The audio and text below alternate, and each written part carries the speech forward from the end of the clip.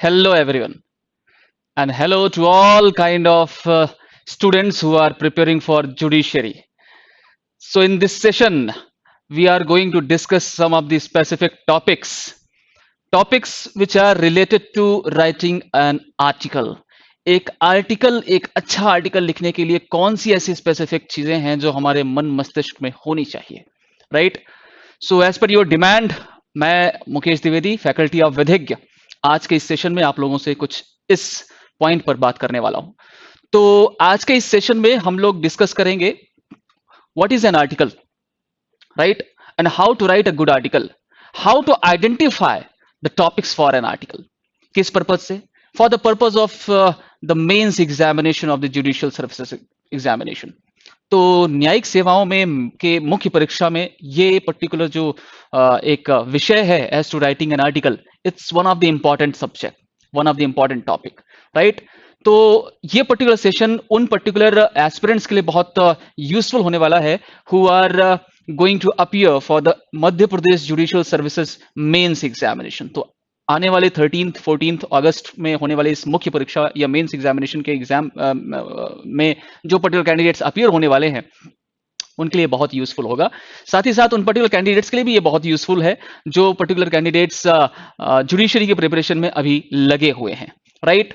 तो चूंकि ये जो पर्टिकुलर टॉपिक है या सब्जेक्ट है, ये आपके एग्जामिनेशन पॉइंट ऑफ व्यू से अगर देखा जाए तो बहुत खासा नंबर इंक्लूड करता है, अच्छे मार्क्स इंक्लूड करता है, राइट? और इसमें हम कैसे एक अच्छा एज गेन कर सकते हैं कि आर्टिकल राइटिंग जैसे टॉपिक पर जो सडन ही आपको आपके एग्जामिनेशन में दिखाई पड़ता है, उसमें हम किस प्रकार से अपने मार्किंग को बढ़ा सकते हैं।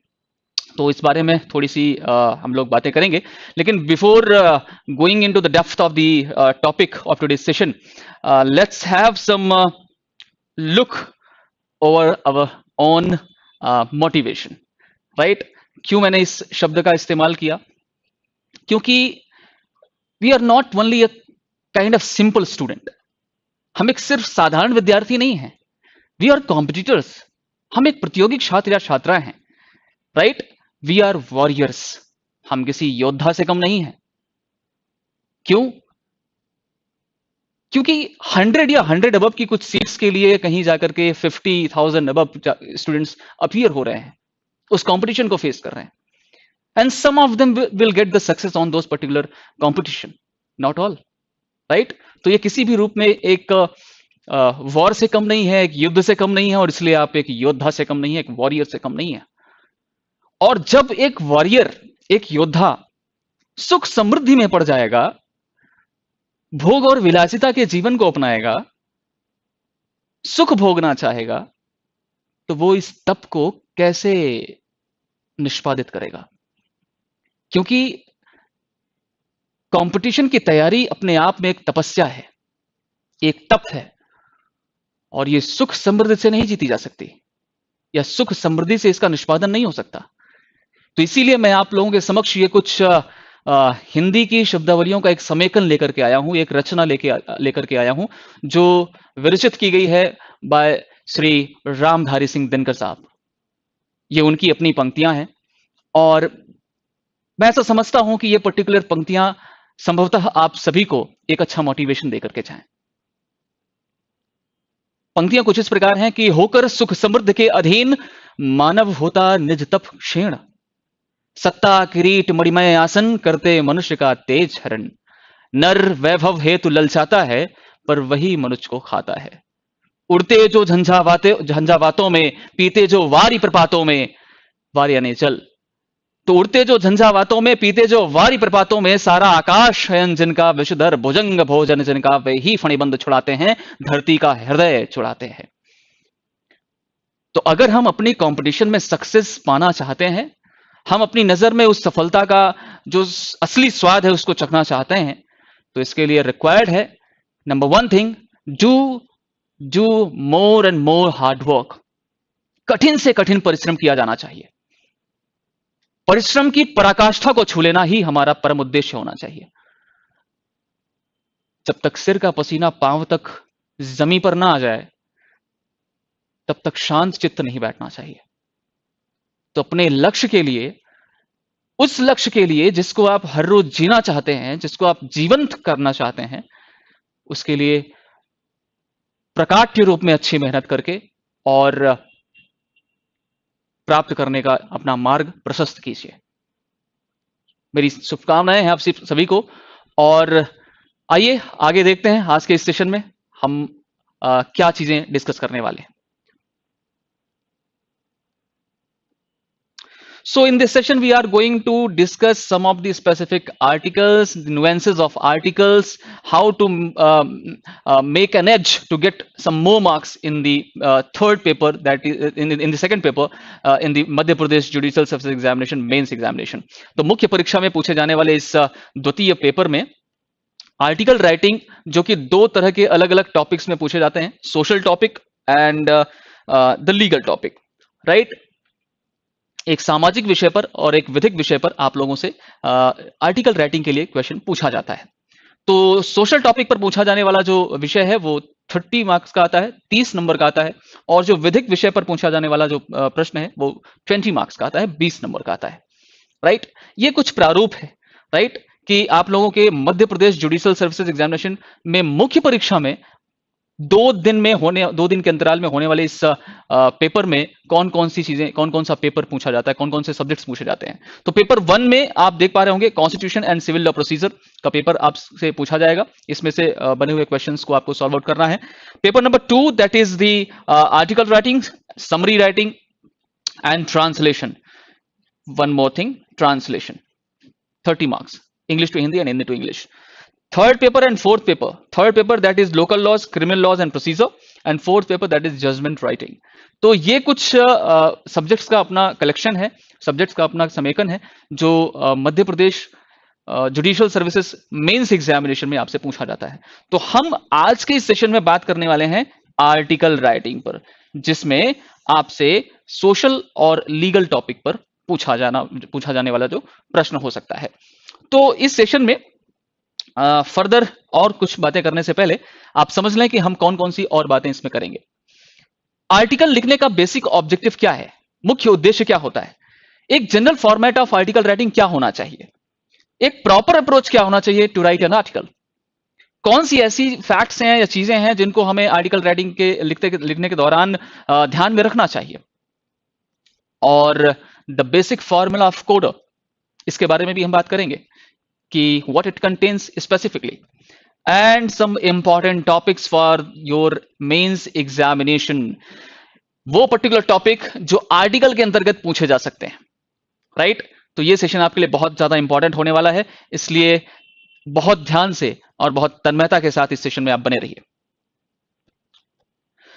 तो when we talk about objective, कि किसी भी एक पर्टिकुलर आर्टिकल को लिखने का जो बेसिक ऑब्जेक्ट है वो क्या होता है, इससे भी पहले जो क्वेश्चन हमारे मन मस्तिष्क में राइज होना चाहिए वो ये है कि what is an article and how it can be differentiated between the as to the term of एसे।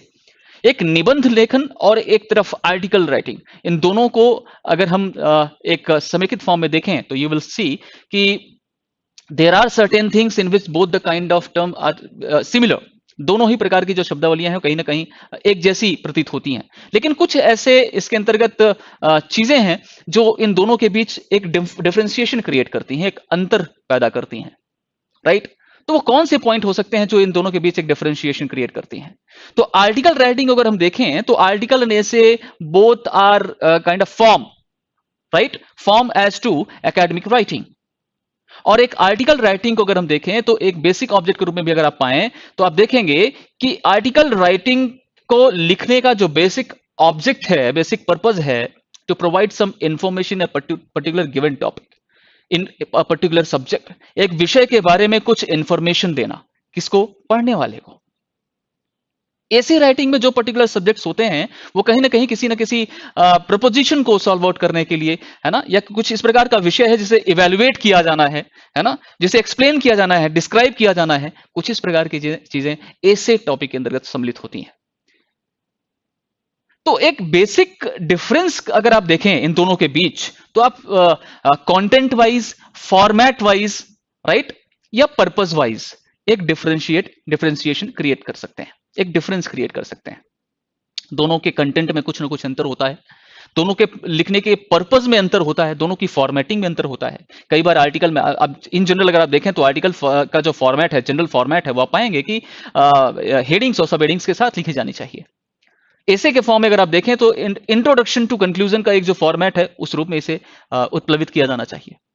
तो इन सब की जो विरचना है वो अपने अपने पार्ट में अलग अलग है, राइट। लेकिन कुछ ऐसे स्पेसिफिक पॉइंट्स हैं जिनके आधार पर हम इन दोनों में कुछ ना कुछ डिफरेंस क्रिएट कर सकते हैं। एग्जामिनेशन पॉइंट ऑफ व्यू से यह फैक्ट ध्यान में रखना बेहद जरूरी होता है कि पहली बात तो यह कि मध्य प्रदेश के मेंस, जुडिशरी के मेंस एग्जामिनेशन में आर्टिकल राइटिंग पूछा जाता है, एसे राइटिंग नहीं। कई दफा हम इसी में कंफ्यूज रहते हैं, बहुत सारे कैंडिडेट्स इसी में कंफ्यूज रहते हैं, राइट। तो ध्यान रखिए यहां पर आर्टिकल राइटिंग पूछा जा रहा होता है, ठीक है। अब आगे बात करें जब इसके ऑब्जेक्टिव्स की, तो you can see in the slide कि it brings out the topic और matter of interest in the limelight.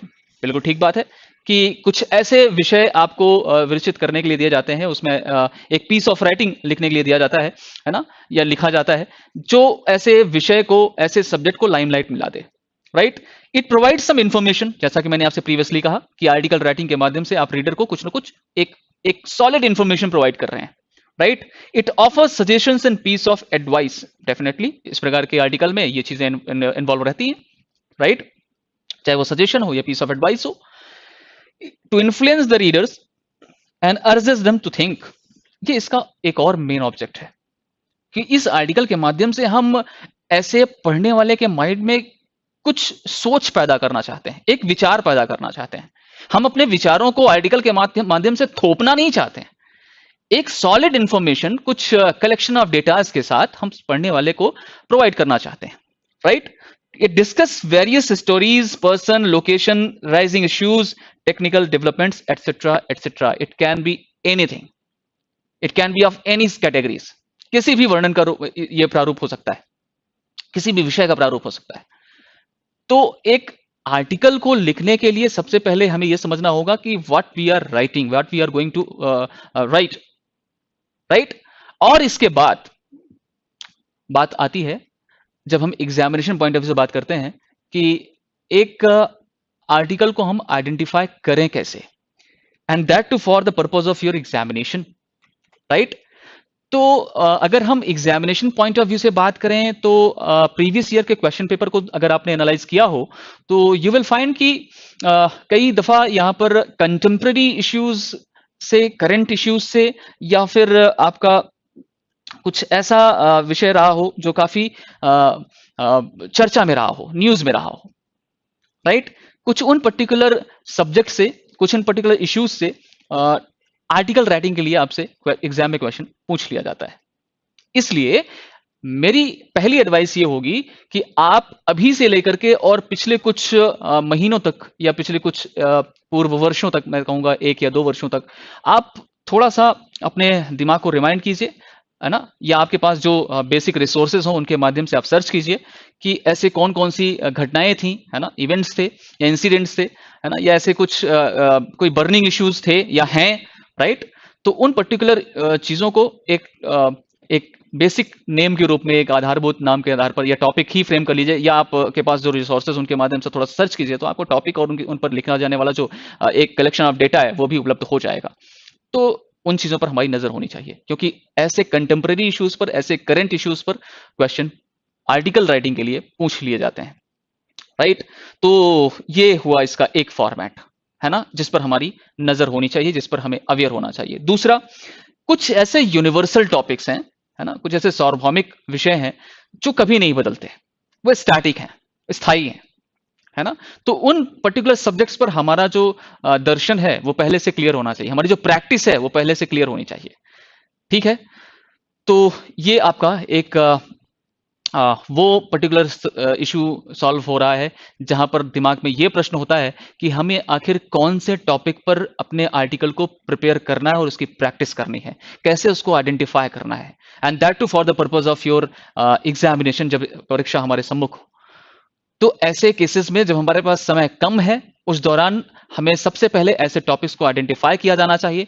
Identification कैसे होगा, मैंने आपको बताने की कोशिश की है कि एक तरफ आप यूनिवर्सल टॉपिक्स को देखिए जो प्रीवियसली एग्जाम में कई दफा पूछे गए हैं, दूसरा कुछ कंटेम्प्रेरी या करंट इश्यूज हैं, है ना, जो या बर्निंग इश्यूज हैं जो भी करंट में बने हुए हैं या बने हुए थे, तो उन पर्टिकुलर इश्यूज को आप सबसे पहले एक पर्टिकुलर नोटबुक में मेंशन कीजिए और उन पर डेटास को कलेक्ट करिए, राइट। और ये काम परीक्षा के या एग्जामिनेशन के पूर्व किया जाना चाहिए, उसके पहले किया जाना चाहिए। प्रैक्टिस युद्ध से पहले, युद्ध के समय नहीं, है ना।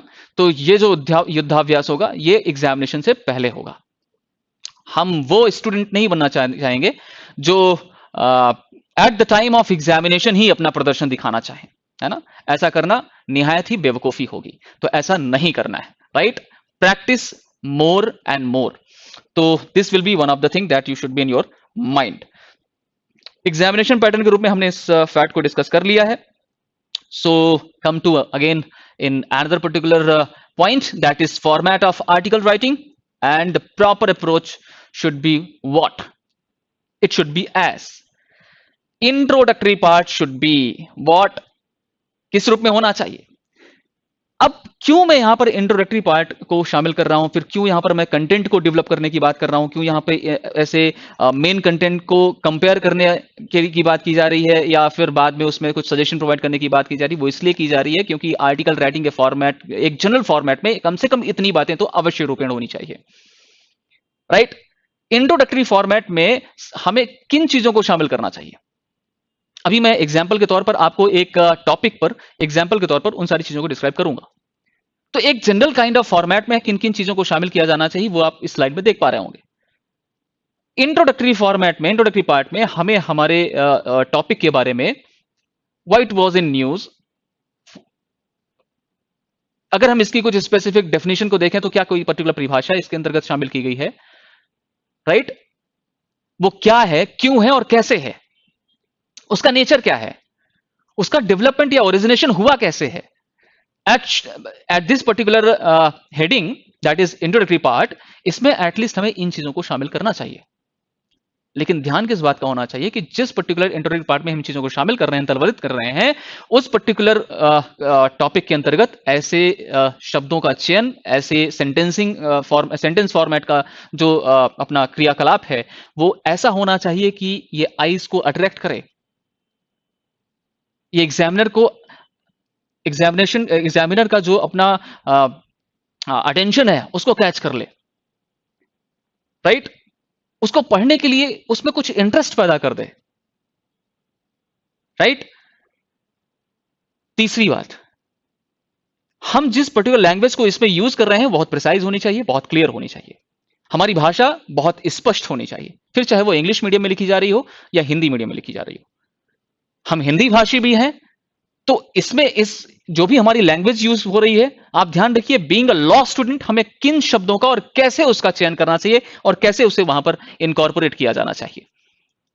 तो फिर चाहे वो अंग्रेजी भाषा हो या हिंदी भाषा हो, दोनों ही भाषाओं में आप जो फॉर्मेट यूज कर रहे हैं, जिन शब्दों का अंतर्वलन कर रहे हैं या उसका चयन कर रहे हैं, वो अच्छी भाषा होनी चाहिए, अच्छे शब्दों का संकलन होना चाहिए, right. Because you are a law student, है ना। और एक विधि के विद्यार्थी के रूप में या कानून के विद्यार्थी के रूप में हमारी भाषा, हमारी ओरेटिंग स्किल, राइट, हमारी लेखन शैली, ये सब उत्कृष्टता की ओर होनी चाहिए। क्यों? क्योंकि ना सिर्फ हम एक लॉ स्टूडेंट है, बल्कि किस एग्जामिनेशन के लिए हम प्रिपेयर कर रहे हैं भाई मेरे, we are preparing for the judicial officer ना, एक न्यायिक अधिकारी बनने जा रहे हैं, एक न्यायाधीश बनने जा रहे हैं।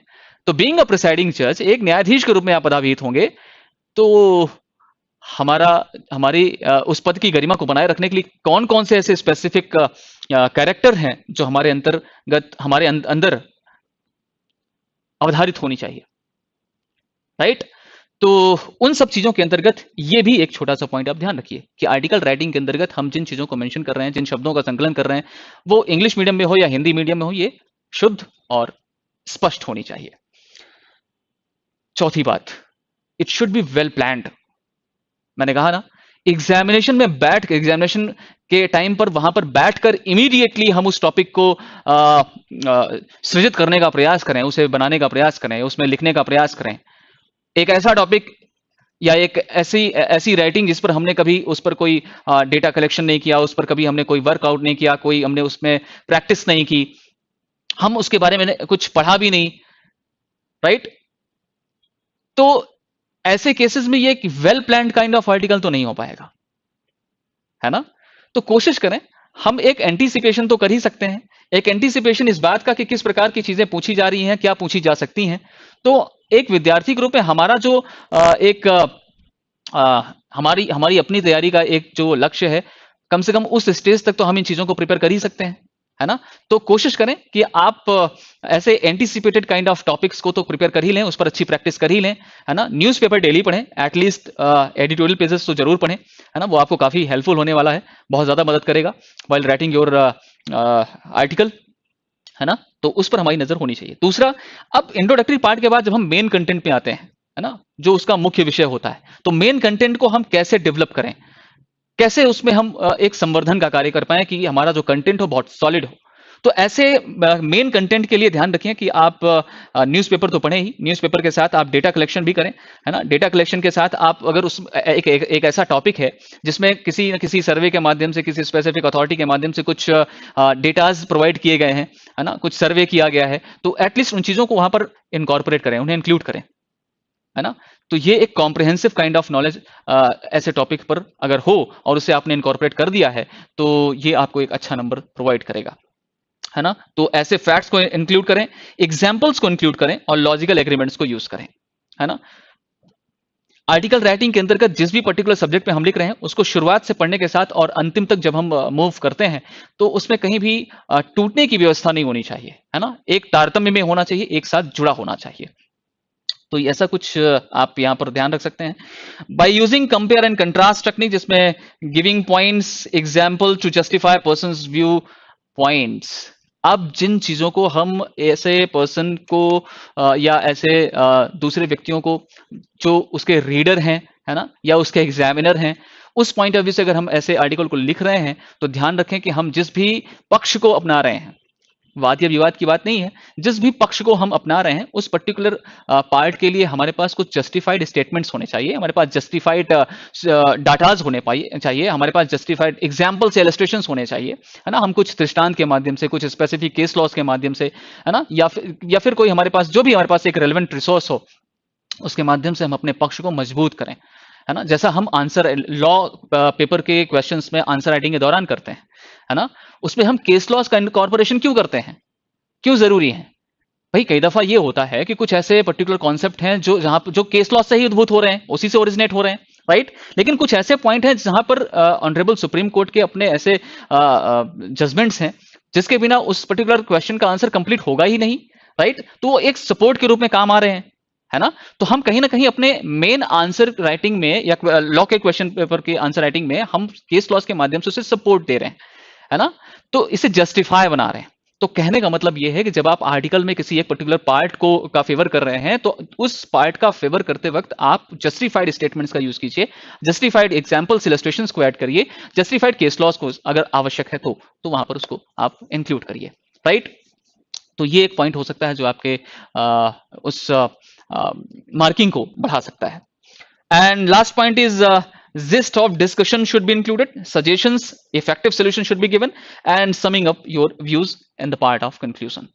तो उपसंहार के रूप में या लास्ट पैरे में जब हम आर्टिकल को एक समापन की स्थिति में ले जा रहे होते हैं, उस वक्त हम ध्यान रखें कि जिस पर्टिकुलर टॉपिक के बारे में हम लिख रहे हैं, उसके समापन में किस प्रकार के विचारों को वहां पर इनकॉर्पोरेट किया जाना चाहिए, है ना? अपने व्यूज को कैसे समअप करना है, सजेशंस अगर प्रोवाइड करने हैं या इफेक्टिव सोल्यूशंस प्रोवाइड करने हैं, तो उनको हम वहां पर अंतर्वलित करें। ध्यान इस बात का रखें कि हमारा जो समिंग अप व्यूज होना चाहिए या समाप्त करने की जो लाइंस होनी चाहिए, वो कोशिश करिए कि पॉजिटिव वे में हो, है ना? यहां पर इसका जो प्रभाव हो वो सकारात्मक रूप में हो, नकारात्मक या नेगेटिव फॉर्म में ना हो, right? This will be one of the thing that you should be in your mind. अब बात करते हैं नेक्स्ट पॉइंट की, that is things that should not be done. जैसा कि आप देख पा रहे हैं कि यहां पर और कौन सी ऐसी बातें हैं जिनका while writing a particular article, a piece of article, तो उस वक्त हमें ध्यान होनी चाहिए कि ये काम हमें नहीं करना है ना? तो it should not be too descriptive, इस बात का ध्यान रखें। ये क्वेश्चन बड़ा इंपॉर्टेंट हो जाता है, कई बार स्टूडेंट्स के माइंड में आता है कि एक आर्टिकल राइटिंग में हमें अब चूंकि कुछ स्टेट जुडिशरी के मेंस एग्जामिनेशन में जहां पर ऐसे आर्टिकल पूछा जाता है, वहां पर शब्दों का कुछ निर्बंधन होता है कि आपको इतने ही वर्ड्स में लिखना है, इतने ही शब्दों में लिखना है ना, 500, 2000, 1000, वट एवर, है ना। तो एमपी के मेंस एग्जामिनेशन में एज सच मेरा ख्याल है कि इस प्रकार का कोई इंस्ट्रक्शन देखने को शायद ही मिले, है ना। तो आप ध्यान रखिए कि आर्टिकल राइटिंग लिखते वक्त, है ना, जिस वक्त आप मेंस एग्जामिनेशन में अपियर हो रहे हैं लैंग्वेज पेपर 2 के लिए, जिसमें आप आर्टिकल राइटिंग के पेपर को अटेम्प्ट कर रहे हैं, तो उस वक्त आप ध्यान रखिए कि यहाँ पर जो अगर हम इसके एक्सटेंशन की बात करें पेज वाइज, तो 5 to 8 पेजेस मैक्सिमम आप रखिए, है ना। इसे बहुत ज्यादा डिस्क्रिप्टिव बनाने की जरूरत नहीं है। आपको फोकस करना है उसके कंटेंट पार्ट में, आपको फोकस करना है उसके फॉर्मेटिंग में, है ना। जिन चीजों पर आपको फोकस करना है आप वहां पर उसको सही कीजिए। लेकिन आप अगर आपके दिमाग में अगर ये प्रश्न हो कि आर्टिकल राइटिंग में आपको, आप जब तक 20 पेज या 10 पेज या 15 पेज खत्म नहीं करेंगे तब तक आपको 30 मार्क्स या 20 मार्क्स मिलने वाले नहीं है, तो ऐसा बिल्कुल नहीं है, राइट। ऐसा बिल्कुल नहीं है। It depends upon the nature of the topic, जिस प्रकार का विषय है और उस विषय के अंतर्गत कौन कौन सी जो इंपॉर्टेंट फैक्ट्स हो सकते हैं, इंपॉर्टेंट डाटाज हो सकते हैं, है ना, या उसकी फॉर्मेटिंग हो सकती है। अगर हमने उन चीजों को अच्छी तरीके से शामिल कर लिया है तो मेरा ख्याल है कि that would be very much sufficient, right. And what else that you have not to do? Do not elaborate on irrelevant things. कई बार एग्जामिनेशन में हम अपने इतने फ्लो में होते हैं कि एक तो हमें उस 3 घंटे का पता बिल्कुल नहीं चलता, है ना, अगर हमें आता है तो सब्जेक्ट टू द कंडीशन। तो हमें ध्यान किस बात का रखना है कि आर्टिकल राइटिंग में इररिलेवेंट पॉइंट्स को हमें बेअर्थ ही, बेमतलब ही खींचना नहीं है, राइट। इररिलेवेंट पॉइंट्स पर अपना समय जाया करने की आवश्यकता बिल्कुल नहीं है। तो इररिलेवेंट थिंग्स को बिल्कुल भी आप एलेबोरेट करने की कोशिश ना करें, बेहतर होगा। Follow the format and also the word limit if given, इसके बारे में हमने बात कर ली। अगर शब्दों का एक निर्बंधन अधिरोपित किया गया है तो वर्ड्स की लिमिट अगर प्रोवाइड की गई है तो आप उस वर्ड लिमिट में ही अपने आर्टिकल को समअप कीजिए, राइट। तो these are some important things that you should be in your mind while writing an article. तो ये फैक्ट हमारी नॉलेज में होना बहुत जरूरी है। अब बात करते हैं फॉर्मूला दैट इज कोडर, है ना। तो मुझे भी किसी ने इस पर्टिकुलर फॉर्मूला के बारे में बताया ही है, तो मुझे ऐसा प्रतीत हुआ कि आप तक इसे संप्रेषित करना, कम्युनिकेट करना उचित होगा, प्रॉपर होगा। तो मैं आप तक इस फॉर्मूले को संप्रेषित कर रहा हूं। अगर ये आप लोगों के लिए काम आ सके, that would be very much satisfying thing for me, right? तो C, the word coder, where C stands for collect. For what? क्या कलेक्ट करोगे? आइडिया कलेक्ट करोगे ना, विचार, right. Collect the idea. O stands for organize them. अब हम cut copy paste तो कर ही लेते हैं बहुत आसानी के साथ, हम सभी को बहुत तरीके से आता है ना, हम बहुत अग्रणी हैं इस कार्य में। तो अगर आपका ये जो कलेक्शन ऑफ डेटा है, कलेक्शन ऑफ आइडिया है, ये एक ऑर्गेनाइज्ड वे में नहीं है तो भी ये किसी काम का नहीं है ना। सिर्फ उस आइडिया को वहां पर विदाउट ऑर्गेनाइजिंग देम आपने पुट अप कर दिया, सिर्फ इतना ही कभी काफी नहीं हो सकता, है ना। तो ध्यान रखें कि जो भी डेटा आप कलेक्ट, इसीलिए कहा जा रहा है कि आप एग्जामिनेशन से पहले प्रैक्टिस करें, एग्जामिनेशन के टाइम पर नहीं या एग्जामिनेशन हॉल में नहीं, है ना। हमें यह कार्य नहीं करना है, हमें प्रैक्टिस एग्जामिनेशन से पहले करनी है। एंड बिलीव मी, अगर हमने इस तरह की प्रैक्टिस कर ली है, हमने इस प्रकार का अभ्यास कर लिया है, तो it will definitely very much useful to you, है ना। तो third particular letter that is D. D is here making a rough draft, क्योंकि ये काम तो हम एग्जामिनेशन हॉल में कर ही नहीं पाएंगे, है ना, ये काम हमें एग्जामिनेशन से पहले करना होगा। E that is edition, edit. R that is revise. तो रिवीजन का कार्य तो आप एग्जामिनेशन हॉल में लास्ट के 5 मिनट्स या 7 मिनट्स में कर भी लोगे, लास्ट में इतना ही टाइम बचता है ना, 7 to 10 मिनट्स या 5 to 10 मिनट्स। तो रिवीजन का कार्य तो हो भी जाएगा कि आखिर हमने कौन सी ऐसी इंपॉर्टेंट चीजें थी जिनको उसमें मैंने इंक्लूड किया है, नहीं किया है ना। लेकिन एडिशन का कार्य आप नहीं कर पाएंगे।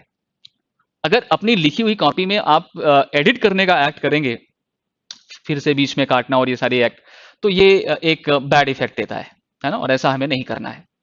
तो ये पर्टिकुलर चीज हमारी नॉलेज में होना चाहिए। तो कोडर वर्ड को याद रखिए अभी जब आप प्रैक्टिस कर रहे हैं, है ना। अभी collect the data, organise them, then make a rough draft, then edit it and then revise it. यही हमारा प्रोसेस होना चाहिए। तो अभी के लिए आपके लिए सजेशन होगा, जो भी टॉपिक्स आप सेलेक्ट कर रहे हैं उन टॉपिक्स पर आप सिनॉप्सिस प्रिपेयर कर लें, ठीक है। ये आपको आगामी परीक्षा में किसी ना किसी रूप में मदद करेगा।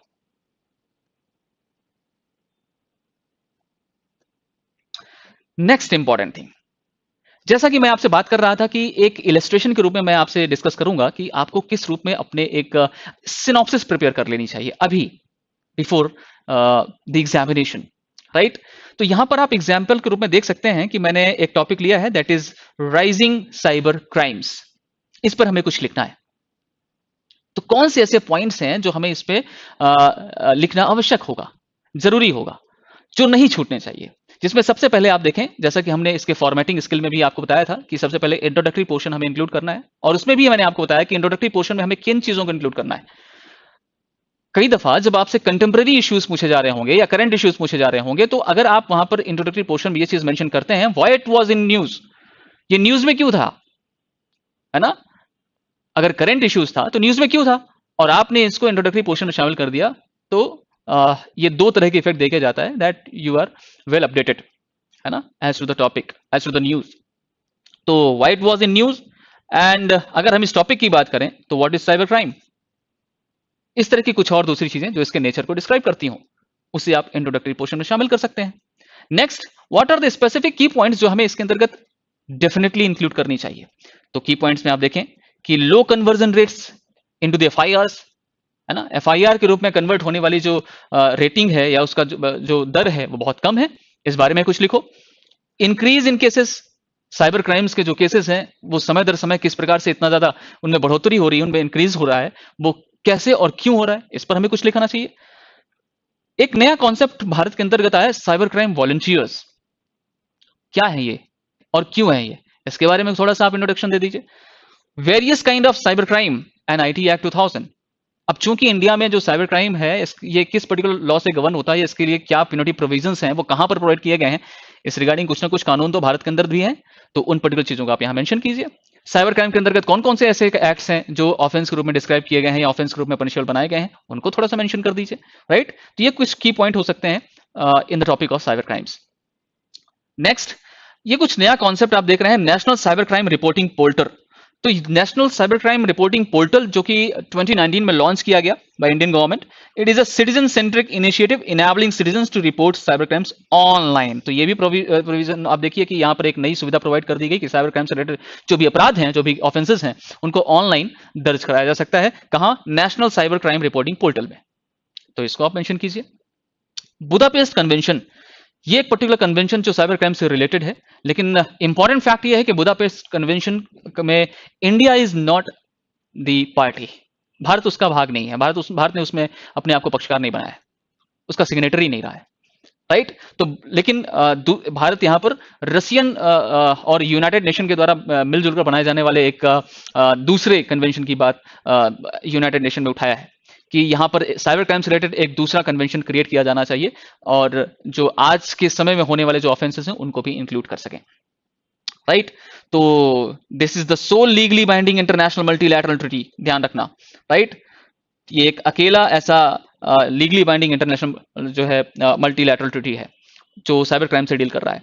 तो इस पर्टिकुलर चीज को ध्यान रखिए, इंडिया इसका पार्टी नहीं है, इसका सिग्नेटरी नहीं है, ये पर्टिकुलर पॉइंट यहाँ पर नोट करने लायक है और इसको मेंशन करने लायक है। Recent initiative to tackle cyber crimes, अब ये आपका एक और इंपॉर्टेंट टॉपिक पॉइंट हो सकता है कि अभी हाल फिलहाल में कौन से ऐसे इनिशिएटिव लिए गए to tackle with the cyber crimes, ठीक है। तो यहाँ पर जिसे आप I4C के नाम से जानते हैं, Indian cyber crime coordination centre, Indian cyber crime coordination centre एक जनरल अवेयरनेस की भी चीज है जो हमारी नॉलेज में होना चाहिए। I4C it will assist in centralising cyber security investigations, तो इनके द्वारा इस प्रकार के एक्ट को परफॉर्म किया जाएगा। Draft personal data protection bill, ये भी आप देख ही पा रहे हैं कि पर्सनल डेटा प्रोटेक्शन बिल 2018 का भी एक मसौदा तैयार किया जा चुका है, तो इसमें भी इसके रिगार्डिंग कुछ न कुछ रिकमेंडेशंस प्रोवाइड की गई हैं, ठीक है।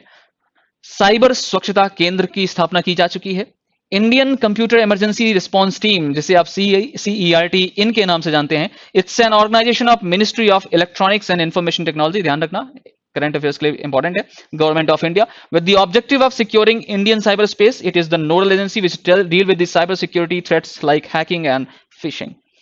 तो recent initiative that has been taken to tackle these cyber crimes in India, उसके अंतर्गत कौन कौन सी ऐसी बातें, ये तो आपको दो चार बातें मैंने आपको यहाँ पे मेंशन कर दी सिर्फ एग्जांपल फॉर्म में, लेकिन ऐसी बहुत सारे इनिशिएटिव लिए गए. कहने का मतलब सिर्फ इतना है, जब भी किसी पर्टिकुलर टॉपिक के बारे में आप लिखना चाहते हैं, यहाँ इलस्ट्रेशन को डिस्क्राइब करने का सिर्फ एक यही मोटो है कि जिस भी पर्टिकुलर टॉपिक के अंतर्गत आप उसको लिखने वाले हैं, सबसे पहले आप देखें कि क्या ये एक करंट या कंटेम्प्रेरी इश्यूज रहा है. अगर ये क्या ये रिसेंट में न्यूज में रहा है ना, इसके बारे में थोड़ा सा आप अपना विचार प्रस्तुत कीजिए. जिस टॉपिक के बारे में पूछा जा रहा है वो है क्या, है ना, कैसे वो ओरिजिनेट हुआ है, कैसे उसका डेवलपमेंट हुआ है, इसके बारे में कुछ लिखा जाना चाहिए. और फर्दर उसके की पॉइंट्स की हेडिंग डाल करके आप उन चीजों को शामिल कर सकते हैं कि इसके अंतर्गत और कौन कौन से पॉइंट हैं जिन्हें इंक्लूड किया ही जाना चाहिए. इसीलिए वेरी शॉर्ट मैनर में मैंने आपको ये चीज डिस्क्राइब करने की कोशिश की कि यहां पर ये समझ सकें कि before attempting the real topic of article in your examination, you have to practise it more in at your home, है ना. तो अपने घर पर सुरक्षित रहते हुए आप जो स्पेसिफिक टॉपिक्स हो सकते हैं उन टॉपिक्स पर अपने छोटे छोटे की पॉइंट बना लीजिए या सिनॉप्सिस प्रिपेयर कर लीजिए कि एटलीस्ट इतनी बातें तो इसके अंतर्गत शामिल होंगी ही, है ना. ये वो इंपॉर्टेंट डेटाज आप उसके अंतर्गत कलेक्ट कर लीजिए, है ना. तो उन चीजों को आप अभी से कलेक्ट करके रखिए, उनको समय दर समय बिफोर योर एग्जामिनेशन थोड़ा सा रिवाइज करते रहिए, थोड़ा सा उन पर्टिकुलर डाटाज को रीड आउट करते रहिए, है ना. और दिन में एक बार इसकी प्रैक्टिस जरूर करिए, है ना. प्रैक्टिस इज द ओनली की, ध्यान रखना. ये सतत और निरंतर अभ्यास ही है जो अर्जुन को चिड़िया की सिर्फ आंख दिखाता था. एक गुरु, एक टीचर, एक मेंटोर सिर्फ आपको रास्ता या सिर्फ आपका मार्गदर्शन कर सकता है. ध्यान रखना, करना आपको स्वयं को है. तो बीइंग अ स्टूडेंट, आप अपनी नजर सुदृढ़ रखिए, सचेत रखिए, क्योंकि हर एक स्टूडेंट का नजरिया, हर एक पर्सन का नजरिया, मैं कहूंगा इन जनरल अलग अलग होता है. और ये नजरिए का ही फर्क है कि अर्जुन को चिड़िया की आंख दिखती थी और रेस्ट ऑफ द स्टूडेंट्स को पूरी की पूरी चिड़िया दिखती थी, है ना. तो इस फैक्ट को ध्यान रखिए. हमारा देखने का जो नजरिया है किसी भी पर्टिकुलर विषय को, सब्जेक्ट को, पॉइंट को, है ना, वो डिफरेंट होना चाहिए. किस तारतम्य में होना चाहिए, किस परिदृश्य में होना चाहिए, इट डिपेंड्स ऑन यू. ये आप हैं जो कड़ी मेहनत से अपनी सफलता को प्राप्त कर सकते हैं. कोई भी टीचर, कोई भी गुरु सिर्फ आपका मार्गदर्शन नहीं कर पाएगा. और ध्यान रखना, शिष्य ही टीचर को बनाएगा, टीचर सिर्फ रास्ता दिखा पाएगा. राइट. चलिए, तो ये कुछ रिसेंट टॉपिक भी मैं आप लोगों के समक्ष लेके आया हूं.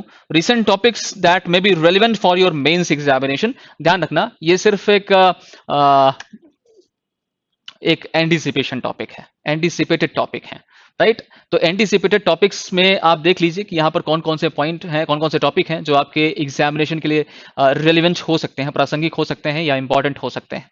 राइट. लेकिन इसके अंतर्गत जो इंपॉर्टेंट की नोट हैं, की पॉइंट्स हैं या उनका सिनॉप्सिस है, वो आपको स्वयं ही क्रिएट करना है, स्वयं ही उसकी प्रैक्टिस करनी है. राइट. तो मैं ये सजेस्ट करूंगा, मैं ये एडवाइस करूंगा कि एटलीस्ट आप एक पर्टिकुलर पीरियड ऑफ टाइम निर्मित कीजिए और उस समय में इन पर्टिकुलर टॉपिक्स पर अपना जो डाटा कलेक्शन है उसका एक्ट पूरा कर लीजिए, है ना. मैं एंटीसिपेटेड टॉपिक के रूप में इसे रख रहा हूं, इस बात को ध्यान रखना.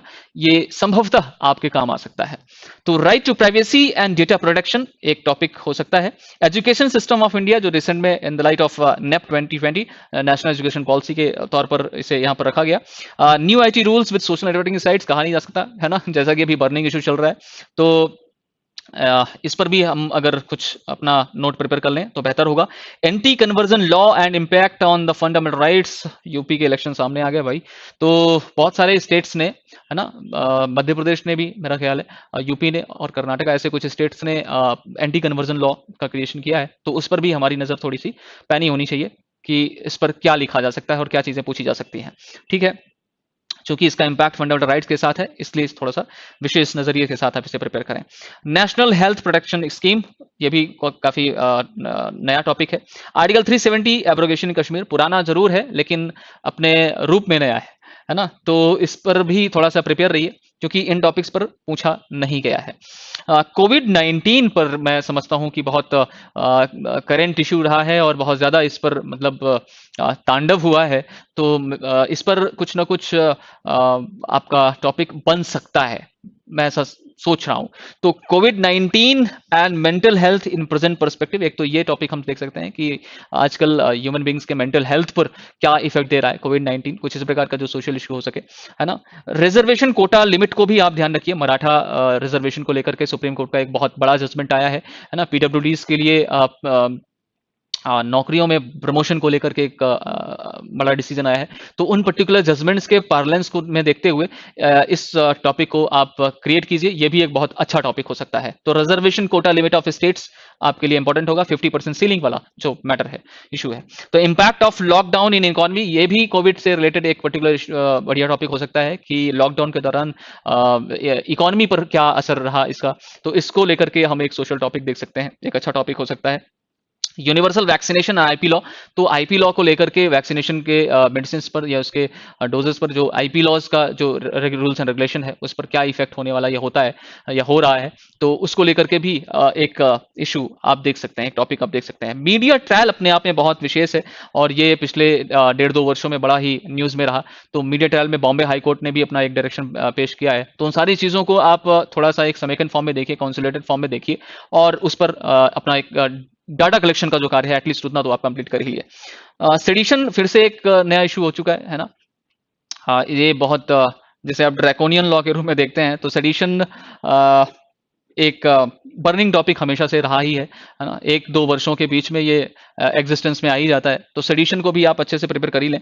राइजिंग साइबर क्राइम्स पर हमने देख ही लिया है। Supreme courts ruling on ONORC system for migrant workers, अभी रिसेंट टॉपिक है ये भी, one nation one ration card पर लेकर सुप्रीम कोर्ट की अपनी एक रूलिंग है, तो इसको भी आप देख सकते हैं। पैसिव यूथेनेसिया इन इंडिया, ये particular common cause registered societies वाला जो केस है उसको भी आप एक बार देखिए, है ना, क्योंकि इस पर भी अभी रिसेंट में कोई आर्टिकल नहीं पूछा गया है, तो ये भी अपने आप में एक स्पेशल टॉपिक हो सकता है। Law on adultery critical analysis, इसको भी आप देखिए। एडल्ट्री पर भी अभी कोई ऐसा सच आर्टिकल नहीं पूछा गया जब से वो पर्टिकुलर जजमेंट सुप्रीम कोर्ट के द्वारा दिया गया, तो ये कुछ स्पेसिफिक टॉपिक हो सकते हैं, है ना, जो आप अपनी नजर से बाहर नहीं कर सकते। तो एक नोटबुक प्रिपेयर करिए और उस नोटबुक में सबसे पहले आप एक पूरा का पूरा इंडेक्स पेज क्रिएट करिए कि कौन कौन से ऐसे स्पेसिफिक टॉपिक हो सकते हैं, है ना। हम सिर्फ एक एंटीसिपेशन ही लगा सकते हैं, तो उतना तो कर ही लेना, और उसमें जो डेटा कलेक्शन का एक्ट है या सिनॉप्सिस मेकिंग का जो एक्ट है एटलीस्ट उतना तो हम कंप्लीट कर ही लें कि अगर इस प्रकार का कोई टॉपिक या इससे रिलेटेड कोई टॉपिक पूछा जाता है तो हम उसके अंदर क्या लिखने वाले हैं, है ना। और यकीन रखिए मेरे प्यारे विद्यार्थियों कि ये जो पेपर है जिसमें आपसे आर्टिकल राइटिंग पूछा जाता है, एक सोशल टॉपिक एक लीगल टॉपिक पर, और समरी राइटिंग के लिए 20 क्वेश्चन का एक पैसेज पूछा जा रहा है, 20 मार्क्स का एक पैसेज पूछा जा रहा है, प्लस आपसे ट्रांसलेशन पूछा जा रहा है 15 मार्क्स ईच, है ना, English to Hindi and Hindi to English. तो ये जो पेपर हम देख पा रहे हैं ये बहुत स्कोरिंग पेपर हो सकता है, बहुत स्कोरिंग पेपर हो सकता है। इस पर कुछ स्टूडेंट्स की प्रॉब्लम रहती है ट्रांसलेशंस को लेकर के, है ना। जो इंग्लिश मीडियम के स्टूडेंट्स हैं उनको हिंदी ट्रांसलेशन में परेशानी जारी होती है, जो हिंदी मीडियम के स्टूडेंट्स हैं उनको इंग्लिश मीडियम में ट्रांसलेट करने में परेशानी जारी होती है। तो एटलीस्ट जो इसके लिए रिक्वायर्ड चीजें हैं, जैसा कि आप लोग पहले से अवेयर होंगे because you are going to appear right now in next month, तो अभी तक आप लोगों ने काफी कुछ कंप्लीट कर ही लिया होगा, तो आप उसी वे में बने रहिए। और बेरेट्स की रीडिंग आप दोनों ही मेथड में कीजिए, प्रीवियस ईयर के क्वेश्चन पेपर को बहुत अच्छे से सॉल्व कर लीजिए, है ना। दैट गिव सम आइडिया, वो एक अच्छा विचार देके जाती हैं कि किस प्रकार से आपको वहां पर आंसर राइटिंग करनी है, उसकी प्रैक्टिस करनी है और उसके आपको अपना एक बेहतरीन परफॉर्मेंस देना है। अपार्ट फ्रॉम इट जो लास्ट थिंग होगी वो मैं आपसे यही गुजारिश करूंगा कि अभी हमारे पास जो भी लगभग 1 महीने का जो समय है, तो इस पूरे मंथ में आप अपना कुछ स्पेसिफाइड डेज फिक्स करिए जिसमें आप सिर्फ और सिर्फ एग्जामिनेशन के पैटर्न पर पूछे जाने वाले क्वेश्चंस की 3-3 घंटे की बैठकर निरंतर प्रैक्टिस कीजिए। फिर चाहे वो लॉ पेपर 1 हो, लॉ पेपर 2 हो, लॉ पेपर 3 हो, या लैंग्वेज पेपर 2 हो, लॉ पेपर 3 हो, या जजमेंट आईडी का पेपर हो। तो लॉ के पोर्शंस पर पूछे जाने वाले जो पेपर्स हैं, है ना, पेपर 1 और पेपर 3, लैंग्वेज पेपर जैसे आप पेपर नंबर 2 में देख रहे हैं, और जजमेंट राइटिंग पेपर जैसे आप पेपर नंबर 4 में देख रहे हैं, इन सब की 1 बाय 1 3 घंटे का टाइम फिक्स कीजिए, और उस 3 घंटे के टाइम में बैठ करके सिर्फ और सिर्फ प्रैक्टिस कीजिए to write the answers, right. ठीक उसी प्रकार से जैसे आप रियल एग्जामिनेशन में बैठे हुए हैं, without wasting even a second of yours, 1 minute भी बिना वेस्ट किए अपना 3 घंटे का समय फिक्स करके और सिर्फ आप प्रैक्टिस कीजिए। मैं आशा करता हूं, मैं शुभकामनाएं देता हूं कि हम सब आप सबकी उस सफलता की पराकाष्ठा को, उस सपने को जिसको आप जीवंत करने के लिए अपने संघर्षरत हैं, देख पाए, राइट। तो अच्छी मेहनत कीजिए, do hard work and have patience. धैर्य का होना बहुत जरूरी है, हड़बड़ाने की जरूरत बिल्कुल नहीं है ना। मन को शांत रखिए, मेडिटेशन कीजिए, स्वस्थ रहिए, ईश्वर का ध्यान करिए, और अपने कार्य को निरंतर संचालित करते रहिए, right. So this is all from the platform of Vidhigya for this particular session. जैसा कि आप लोगों की डिमांड थी कि आर्टिकल राइटिंग पर कुछ एक स्पेसिफिक लेक्चर प्रोवाइड करने की, तो वी हैव डन दैट। तो please see it, please watch it and analyse the things that we have discussed, है ना। उन सारी चीजों का विश्लेषण कीजिए बैठकर, और प्रैक्टिस कीजिए मोर एंड मोर, जितना आप कर सकते हैं, राइट। और उसकी कोई लिमिट नहीं है। सो this is all, thank you for watching and बने रहिए, बहुत जल्द मिलेंगे एक नए टॉपिक के साथ। Thank you.